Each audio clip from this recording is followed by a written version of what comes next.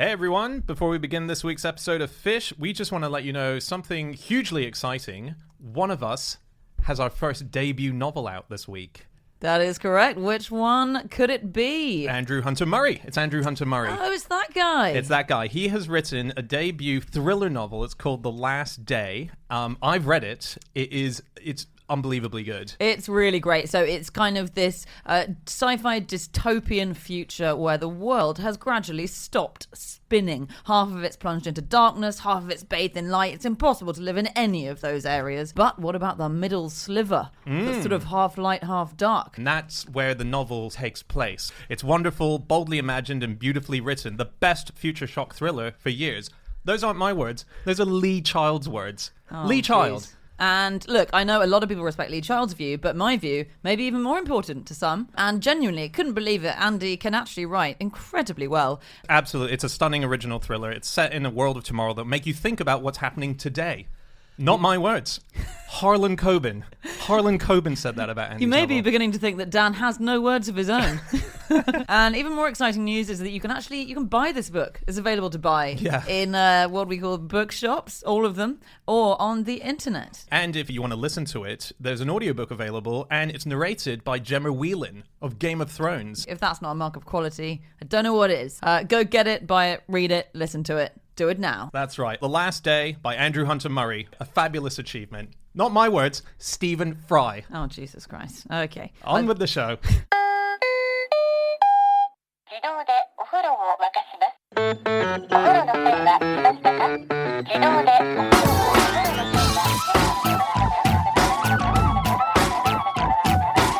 Hello and welcome to another episode of No Such Thing as a Fish, a weekly podcast coming to you from the QI offices in Covent Garden. My name is Dan Schreiber. I am sitting here with James Harkin, Anna Jasinski, and Andrew Hunter Murray. And once again, we have gathered round the microphones with our 4 favorite facts from the last 7 days. And in no particular order, here we go. Starting with you, Jasinski. My fact this week is that after being stuck at an opera that went on twice as long as the scheduled running time, Emperor Joseph II of Austria banned encores. Wow. So, yeah, this was 1786. It was the Marriage of Figaro. Very good. No disrespect to that, I'm sure he emphasised, but it did go on twice the length it was supposed to because almost every single scene was encored. That's so funny. It's rough. If you've got kids to get home to, it's difficult. Yep. So anyway, the emperor went and he thought that was fine, but he immediately afterwards put up kind of bills in theatres saying that no piece of music should be encored henceforth. And to be clear, he said no piece of music for more than a single voice. So if you were singing your solitary little solo, you could maybe get away with it, but basically you couldn't do anything else. It's an amazing thing, the idea of an encore mid-show, or even at the beginning of the show and just carrying on and on. Yeah. I've never heard of that before. They just used to interrupt shows. I mean, this was how encores worked until apparently up to the 1930s. In theatre, it was common. Like, if you were watching a scene and you liked it, you just shout encore and continuity couldn't happen because you'd have to do the scene again. Sometimes there'd be a song the audience really liked sort of in scene 2, and then an hour later they decide to encore that song from scene 2, and they'd be like, hey, play Hit Me Baby again. That's incredible. And you'd have to go back. What's Hit Me Baby? Is that Britney Spears opera? Yeah, the Britney Spears opera, I think it was 1810. Great one. One more time! But there was a thing where you would sing an encore which wasn't even part of the opera you were seeing. So some singers in the 19th and even 20th century would sing an encore which was just a little musical bonus unrelated to the piece you'd just seen or the opera you'd just seen. And they would do encore after encore that was not in the opera. So there was a Polish tenor whose name was Jan Kiepura, and he made sure there was a piano in the wings just in case he needed it for an opera, for an encore. For an encore? Yeah. But playing something else. Just for pitching his other work. Basically, be like you suddenly reading a chapter of your novel mid-show now for us. I don't do that. It was a dark and stormy night. Wow, okay. The last time I heard you do that accent was old John the Pooh Smuggler.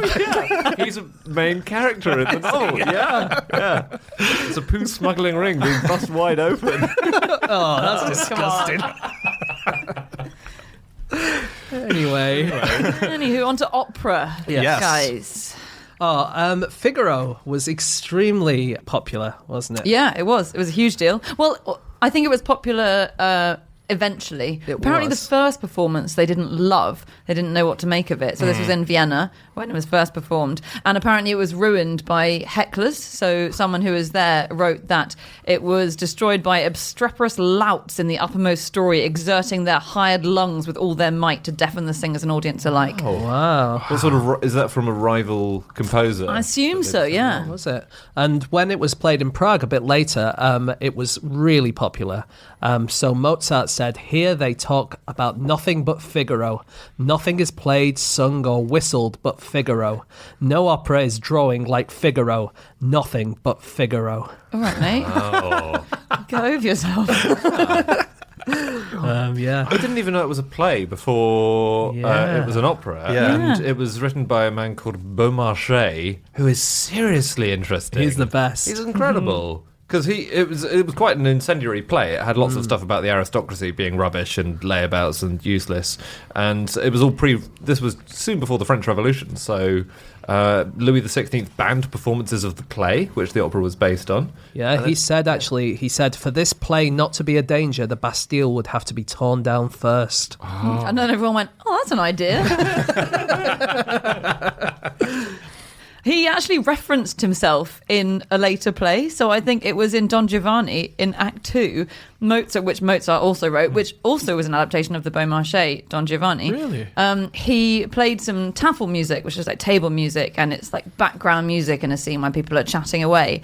And as part of the table music, he used a Marriage of Figaro melody that he got the wind players to play. So in his later opera was a callback to his previous opera. Oh, wow. Cool. He was so far up his own arse by that point. I love another character who's a part of this story is Lorenzo da Ponte, he wrote the words to the opera. So all the trilogy of those plays were done as a collaboration. He was the Bernie Taupin to Mozart's Elton John. He was a big deal in his time, Lorenzo. He was the court poet to Joseph II, so that was great. But then Joseph II died and Mozart died, and he got banned from Austria and he had to flee, where he moved to America and opened a grocery store. He lived in New York, he lived in Pennsylvania, New Jersey. In those times, he had a grocery store, a bookstore, a traveling general store, a gin distillery. So he didn't bring the stores with him? He opened up a new store in every new place? Yeah, every new place, yeah. And then Wow. the general traveling store, I don't know about that because that was on wheels, I assume. So he might have brought that everywhere. Traveling store. Yeah, and he opened the first opera house in New York, but it closed after 2 seasons, and it was the first opera house to play Italian opera. But unfortunately, it failed. But amazing character. Yeah, and he was actually really important with the Marriage of Figaro, wasn't he? Because Mozart wanted it to be close to the original story, which, like Andy says, was really anti-aristocracy, and it was about like someone who wants to shag some guy's girlfriend, and he's the lord, and he's like, well, I'm the lord, so I'm allowed to shag your girlfriend, and then the guy who's the girlfriend's boyfriend is like, oh, you're only there because you're rich, you idiot. And Are you then all the describing a people, plot of EastEnders? yeah, because then the other guy goes, you slag! You slag!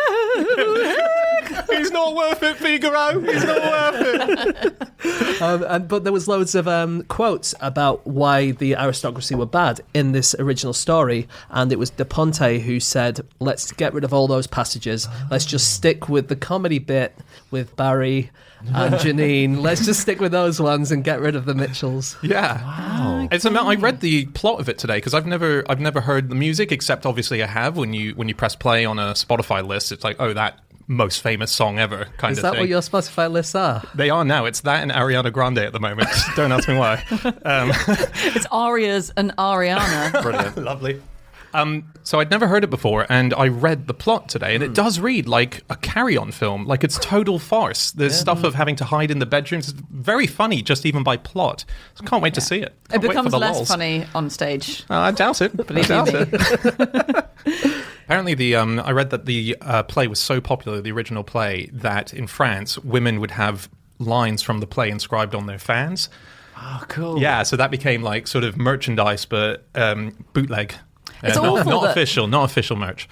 It's awful that when you said fans, I thought you were going to say something else. God, I thought he was going to say fannies as well. Yeah. And I was going to say, how on earth do you inscribe words from a play on your fanny? You need a mirror. The only person who can read it is Leonardo da Vinci. Do you guys know what the French for encore is? Encore. Encore. So it's not encore. It's not encore. Oh, it's not encore in the French accent. It's not encore different in any accent. No, it's B. So encore is the French for "can I have some more?" But actually, the English language nicked it from Italy's ancora and changed it to encore, thinking that sounds nice in French. But the French just say B, as in a second time. Do it a second time. Okay. Yeah. Not like a buzzy bumbling B. No, like we've heard it once, A. Let's hear it, B, twice. Oh, That'd be very good. nice. It's interesting because so modern day encores, you don't repeat the material. It's bits you haven't played. So I don't know.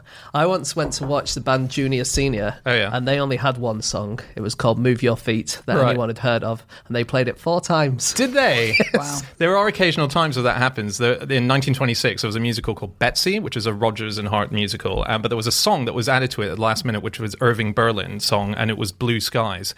And it was so popular that at the end of the night, they requested the song again. And it's sung by Belle Baker, but they requested it in total 24 times. She did an encore 24 times. And on the final time that she was singing it, she was so dazed from singing it, she forgot the words. And while she forgot the words, suddenly a voice could be heard from the front row, which was Irving Berlin, who was filling in for the missing lyrics and singing the rest of the song for her. No way. Yeah, quite a cool opening There night. must have been some people in the crowd who were saying after maybe the 20th time, well, we've all had a really good time.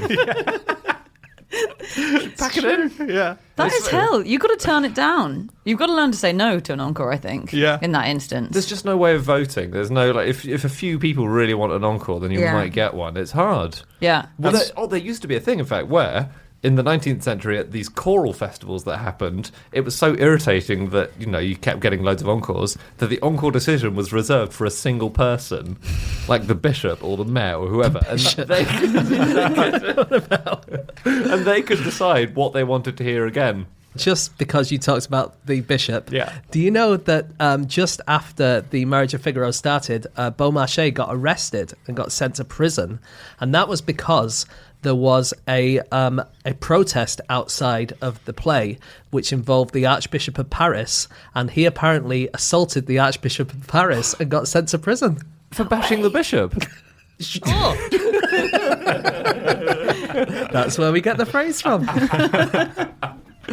And was he assaulting him? But had he said no, had he banned an encore or something? Well, the Archbishop was trying to stop people from going into the theatre because he was like, stop this filth kind of thing. So he was like stopping anyone from going in, and he was like, how can you stop these ladies from coming in? You shouldn't. And he kind of bashed him out of the way, and then he got arrested. Cruising for a bruising.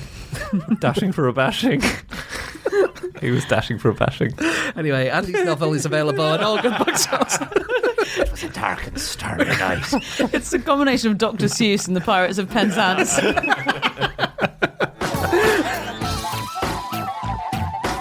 Okay, it is time for fact number 2, and that is James. Okay, my fact this week is that humans have transported European earthworms to every continent on the planet except Antarctica in a process some worm experts are calling global worming. It's really good. You delivered that like it was a Fox News headline earlier. Well, this was an amazing article that I read in The Atlantic by Julia Rosen, and it's all about earthworms and the fact that mainly, if you go to North America, they had a big glacial ice sheet over there about 10,000 years ago, and it killed off all of the worms. And so you would think there'd be no worms there, but actually there are worms there, and that's because humans have brought them over. And this is actually bad news for the environment, because worms are pretty good for the environment in some ways, but if you put them in a place where they're not supposed to be, then like all animals, that's not a good thing. I like the tone in which Here's you Tom with delivered the that. weather. No, but it's surprising, because I thought before researching this fact that worms were good pretty much wherever you had them, because what do they do in the UK? They make your soil better. Yeah. And they make channels in it. Some people say it's a bit of a myth, actually, and a worm is a symptom rather than a cause of good soil. So they go to good soil is the idea? That's an idea. Right. Yeah. Is that right? That's interesting. Look, it's a controversial issue, and I don't want to get into it right now, but that's what some people say. But basically, where they shouldn't be, They are the soil in the boreal forest in the northern, half of the planet.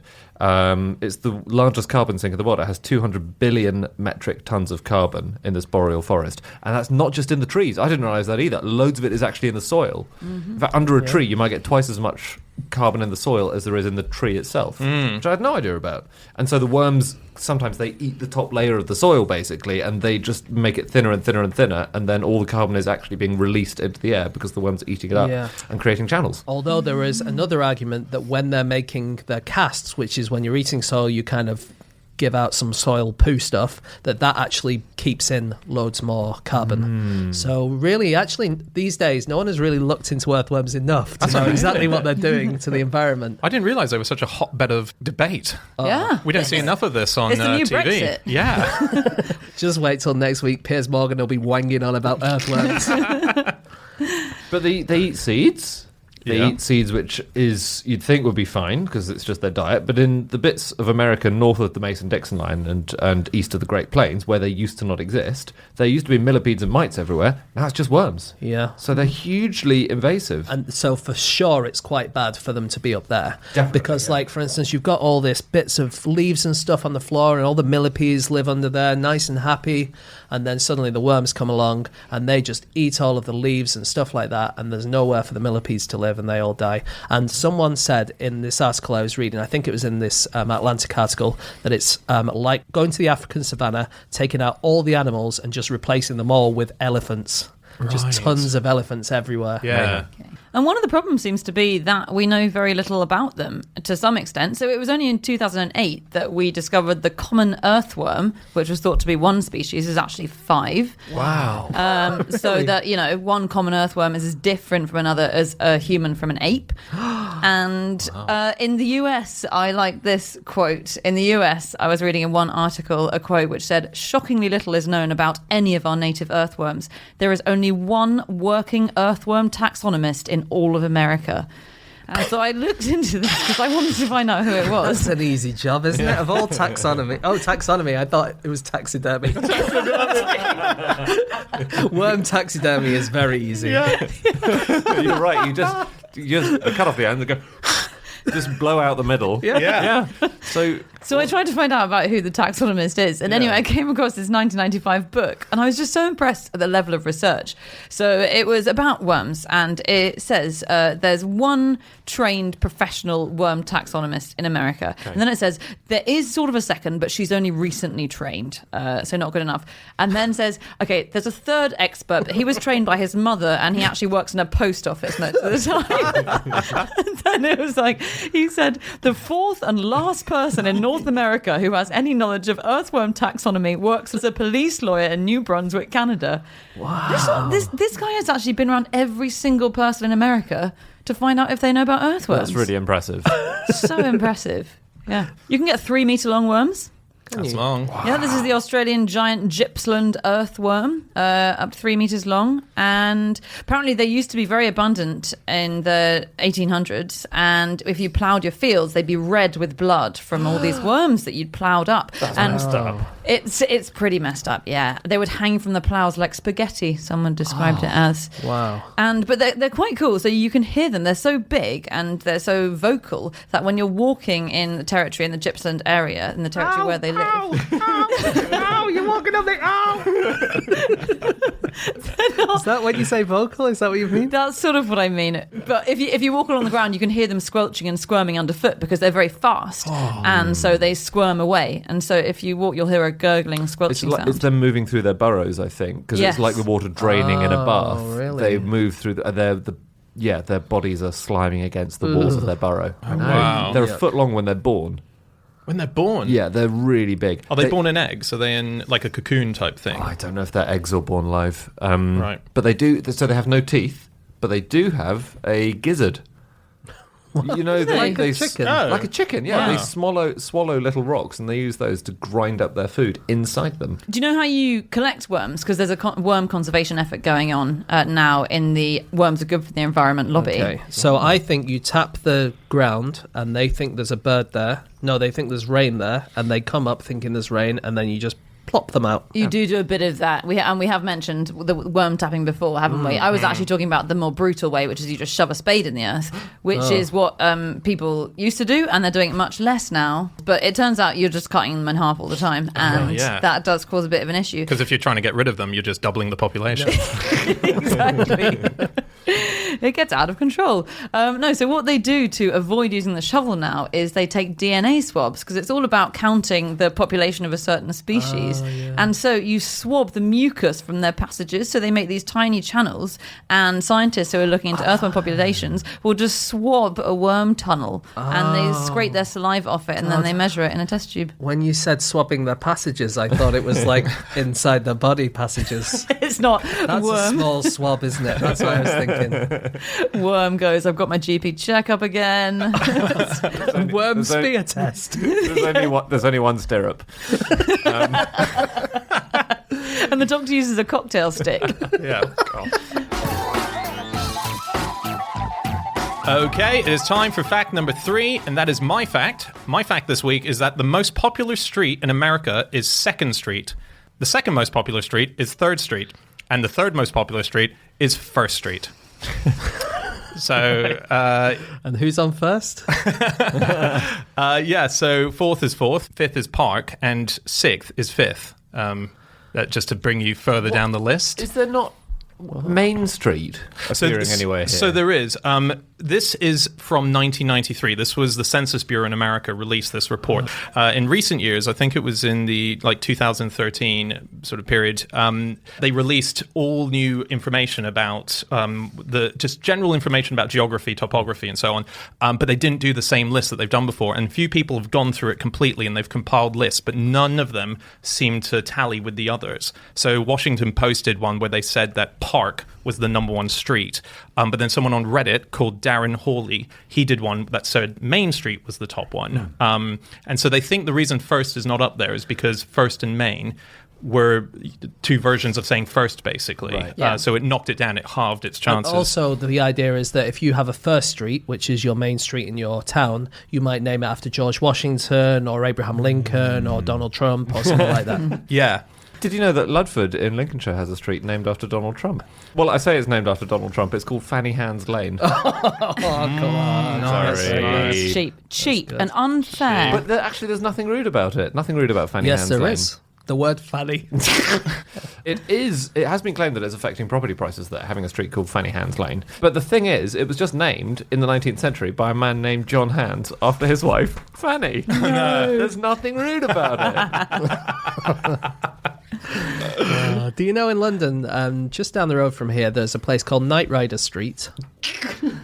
Cool, nice. Very cool. And do you know who it's named after?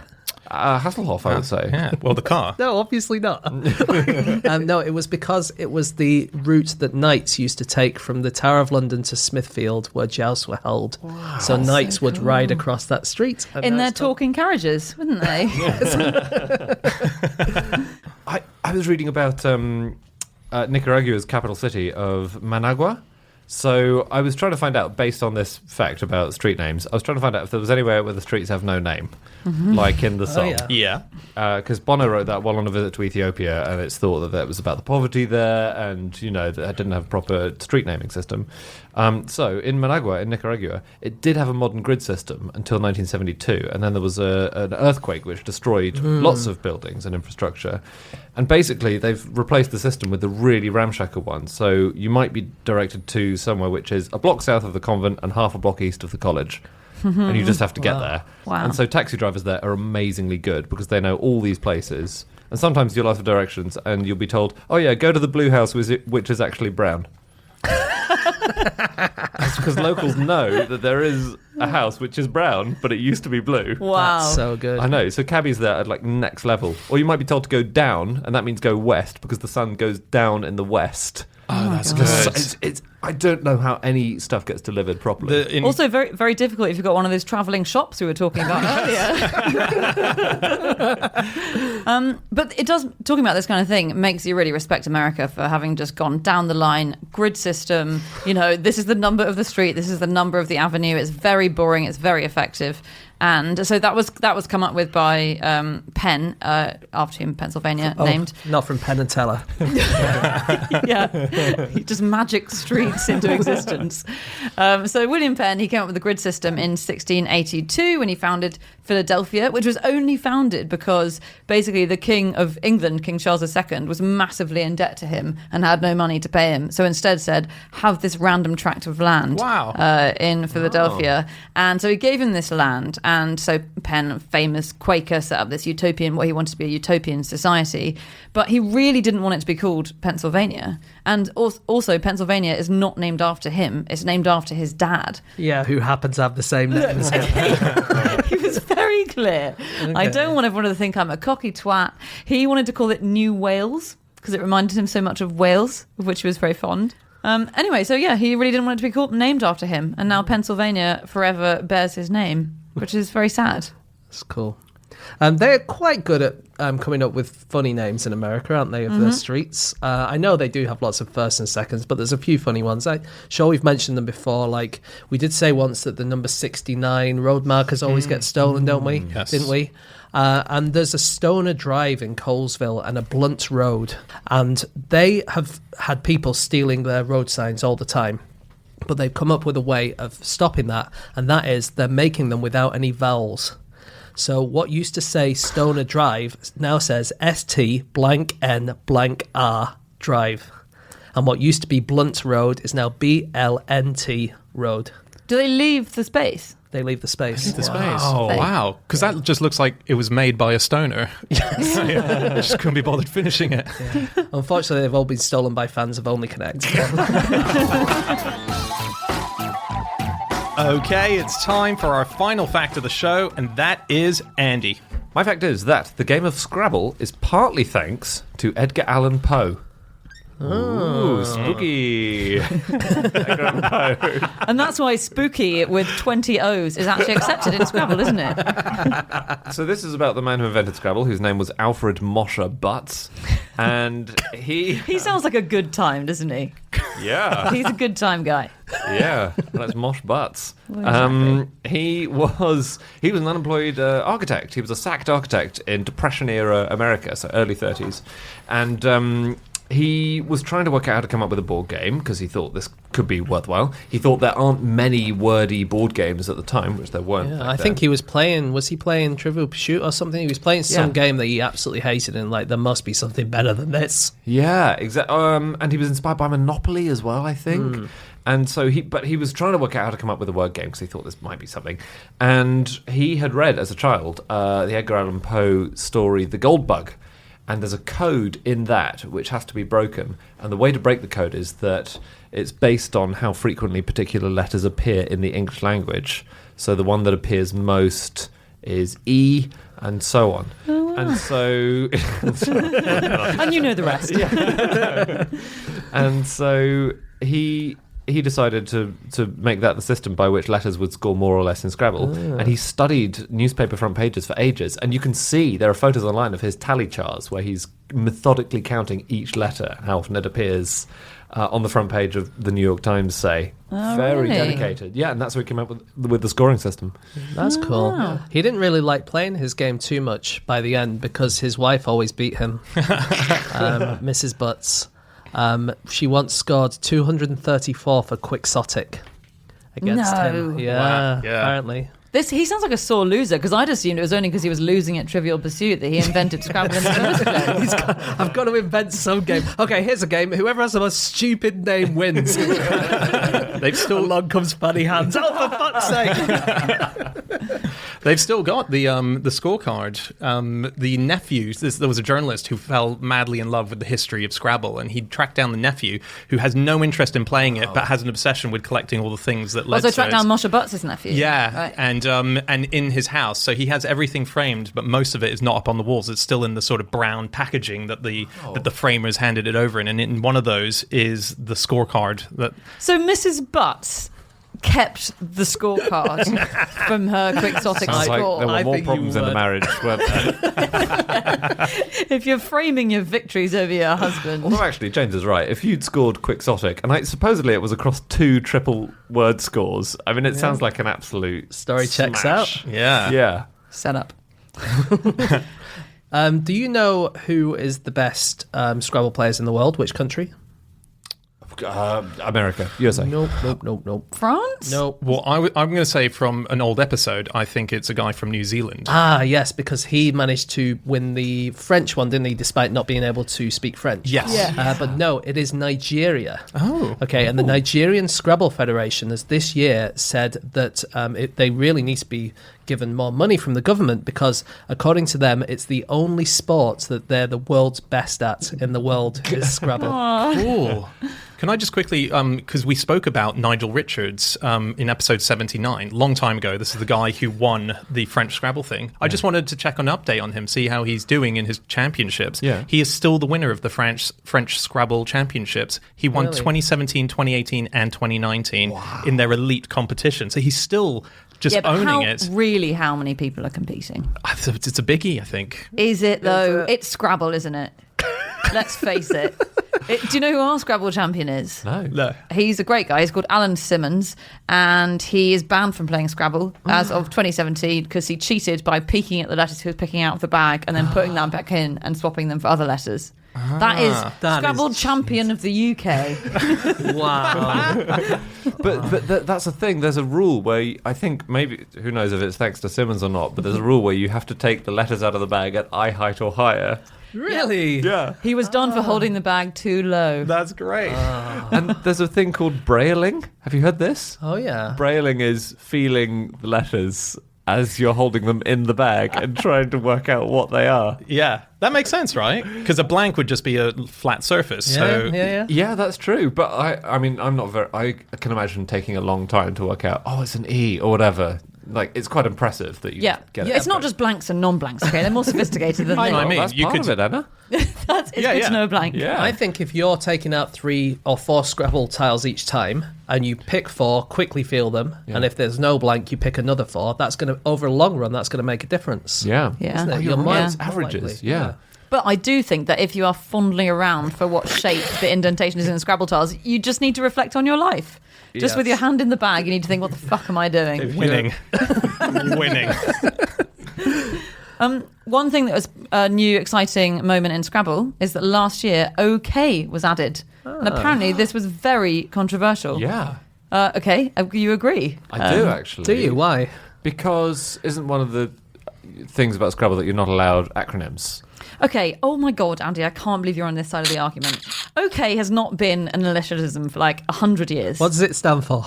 Oh, well, there we get into common territory. But there's the theory that it stands for all correct, but all with ORL. And correct with a K? That's correct. Yeah, okay. It does stand for that. That is genuinely the first instance of OK is the all correct thing. But it was There is another theory that it stands for happy birthday, but happy is spelt with an O, and birthday is spelt with a K. Okay to you. Yeah. But when I say okay, I am putting a full stop after the O and another one after the K, and therefore no one should be allowed to play it in Scrabble. Do you know what you should start doing then? You should start saying ow, which was another thing that this magazine tried to get going at the time when OK took off. So ow was for all right. And so Okay. it thought that ow was going to become a thing as How do well. you spell that? What letters are you putting at the start of all? It's OW. Oh, God. It's all misspelled. It's part of the satire, guys. gonna Comedy s- was different. I'm going to start saying ow when I mean okay. And people will constantly be asking me if I'm all right. Are you okay? Ow. All right. Yes, that's what it stands for. Crazy. Have you heard of coffee housing? No. It's another practice in Scrabble. It's another frowned upon practice in Scrabble. Can you guess what it is? Coffee housing. Or is it when you shove the tiles up your ass? Like we all do in a coffee house. Where's your connection to that? It's frowned upon. I was just thinking of something you might do in Scrabble that's frowned upon. Yeah, it's true. Is it You'd frown upon where it. Because you can feel that on the tiles in the bag, can't you? Yeah. You can. These have been in an arse. if I go to a coffee house, I give them my name and they spell it incorrectly every time? So is it putting down a word which is incorrectly spelled and saying it's correct? That's actually So much good. better than what it is. That's a Much lovely better. explanation. Coffee housing is just distracting your opponents with chat about their day or anything else that. Put anything up your ass recently? That's quite good. That's a good idea. Yeah. That's amazing. This podcast is all coffee housing, no Scrabble, isn't it? It's like a game of Scrabble where the coffee housing got out of hand. There's a blog which I really like called Ty Wiki Whitby. And the person who runs it is called Minnesota Stan. And they play a game of Scrabble, which I think is really good. They do a few different things. First of all, double bagging. Anna? Frowned upon. Where you keep all your consonants in one bag and all your vowels in another bag. And so you can pick the ones that you want depending on what you've got on your rack. Oh, like Countdown. Yeah, Okay. That's a good idea, right? Yeah. And they have another one which is open booking, which means you're allowed to have the dictionary open and check things as you're going along. Okay. And they also spin their racks around to ask the other person for help if you get stuck. And they reckon they played a game where the two people playing got a combined amount of 2,000 points. So good. I just think it's a more friendly game. It is. Isn't it? It's more Definitely. coffee housey. Yeah. That is good. I think I would play Scrabble more if I was allowed to do those things. Oh, no one let you play Scrabble with them anyway at school, did they? I don't know what that means. It's not a cool sport. Yeah, So it's not like it's not like it's a I was never football let into team. Scrabble You are club. so cool, Anna. That's cool. That's really Everyone wanted embarrassing. to play Scrabble with me. That was my dream. Get let into the Scrabble team. I have a few things on Poe. Oh, let's go. Should we go Poe? Ow. All right. Wow. This is going to get incredibly annoying very fast, isn't it? So The Gold Bug, which was the initial short story that was written that inspired, but so Poe had what it was that was a code that he'd worked out, and he, the same method, kind of looked through bunches of books and papers to see what a recurring letter was to give them this form, and he was quite a big code setter back in the day for the newspapers he worked for. He used to do a thing of setting out a challenge of saying to the readers, send me a code, anything cryptic, and I will solve it. And he would publish his findings. He'd publish the solutions in the next week's paper. It's quite a nice idea. It's a lovely idea. And he used to set them as well and give them out to the readers. And he was shocked when even one person was able to crack them because he thought he was so good at setting these codes. It's a side of him I had no idea about. Yeah, he had the bit of the Mozarts about him, didn't he, Poe? When he published The Raven, it was basically an overnight success. Everyone thought it was amazing. It turned him into a celebrity, and everyone said how brilliant it was. And he told a friend it was the greatest poem that was ever written. Yeah. Wow. There were loads of weird parodies of The Raven, though, which came up straight away. So as soon as he published The Raven, he became super famous. It became super famous, but also published were The Gazelle, The Whippoorwill, The Turkey, The Polecat. And Lincoln, actually, President Lincoln, read and enjoyed The Polecat, the poem The Polecat, before he read The Raven, which was a piss take of The Raven. There's a few people that believe that the raven was not originally going to be a raven, that it was going to be a parrot. Well, because it can talk. Yeah, exactly. And it was It was a dark and stormy night. Poe wrote Philosophy of Composition piece, and in it he said, arose the idea of a non-reasoning creature capable of speech, and very naturally a parrot in the first instance suggested itself. And then he later on says, but then it superseded with a raven along the lines. But we might have had, the It just parrot. definitely doesn't have the same kind of haunting, spooky vibe, does it? No. There's one theory, I think this might be true actually, that the Raven that he writes about was Charles Dickens's Raven. Is that right? Oh, yeah. So Charles Dickens had a raven called Grip, the Knowing, and he was a character in Barnaby Rudge. And when Edgar Allan Poe reviewed Barnaby Rudge, he thought that this raven was an amazing part of it, and the theory is that the raven in his poem was from that, and that's why he changed it from a parrot. Wow, so he cast the raven from someone else's book. That's incredible. That's awesome. Isn't it cool? That's like going, I love Winston Smith in 1984. I'm going to bring him into my book and use him. But it's not like that. It's The Raven from Barn. What a weird review that must have been. Poe, did you read any of the rest of it? It's like reviewing Harry Potter and just talking about Hedwig the entire time. That's incredible. Yeah. I mean, his reviews were a bit weird, though, weren't they? Were they? He liked to slag people off quite a lot in his reviews. He reviewed a collection of poems by William W. Lord in 1845, saying, "The only remarkable things about Mr. Lord's compositions are their remarkable conceit, ignorance, impudence, platitude, stupidity, and bombast." Wow. But he only read the bit about the sparrow at the start of the composition, so... He had his struggles in life. He died aged 40 of drink and poverty. He was incredibly broke. Well, his death was quite spooky in itself, wasn't it? Yeah. He was found in the street, wasn't he, in clothes that didn't quite fit him, and he was taken to hospital, and he was raving. Tough times for Poe. A lot of people thought when he was found, he was drunk and maybe he'd been on a drinking binge. But then his family and friends said, well, it's pretty unlikely because he couldn't really drink. If you gave him one glass of wine, he'd go tonto. So it didn't seem likely that he'd been on some binge. Yeah, I think it's really even more controversial than that, really. So he was found in someone else's clothes that didn't even fit him. Some people think he was cooped, which is there was an election on the day that he was found dead. And so some people think that he was cooped as in this was a weird thing that was practiced where people who were campaigning for a certain politician would literally coop people up, would drug them, would force feed them loads and loads of alcohol and would drag them from one polling booth to the next, force them to vote, and then leave them abandoned, and they'd change their clothes as they went. So they looked like they were a different person. But his reputation as being an alcoholic and a bit of a disaster, walking disaster, is mostly undeserved. It's this weird myth that came about as soon as he died, and it was spread by this guy called the Reverend Rufus Wilmot Griswold, and it only happened because Poe reviewed one of Griswold's poems very badly a few years earlier, and then Poe started having an affair with this lady that Griswold fancied, and then Poe died, and for some reason that no one knows, Poe's aunt made Griswold the executor of his will and made him the executor of all his papers. And so he was in charge of his papers and he forged a bunch of shit.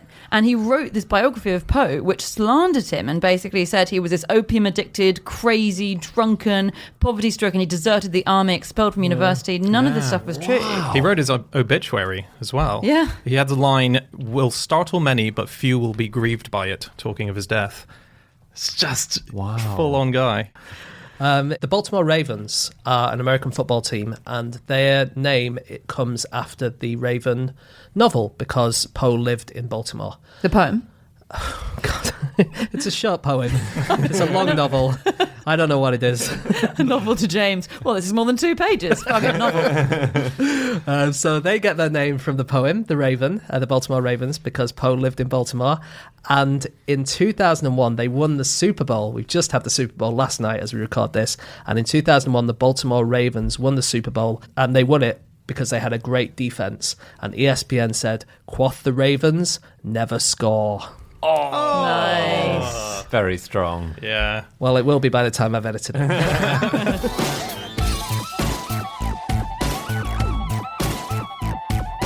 Okay, that's it. That is all of our facts. Thank you so much for listening. If you'd like to get in contact with any of us about the things we have said over the course of this podcast, we can be found on our Twitter accounts. I'm on @Schreiberland, James, @James Harkin, Andy, @Andrew Hunter M, and Jasinski. You can email podcast@qi.com. Yep, or you can go to our group account, which is @NoSuchThing, or go to our website, nosuchthingasafish.com. We've got everything up there from all of our previous episodes to behind-the-scenes documentaries, and why not also go to your local bookshop or an online bookshop retailer and get Andy's new novel. It's fantastic. Maybe try the audiobook as well if you like Irish pirate noise coming at you. Okay, that's it. We'll see you again. Goodbye.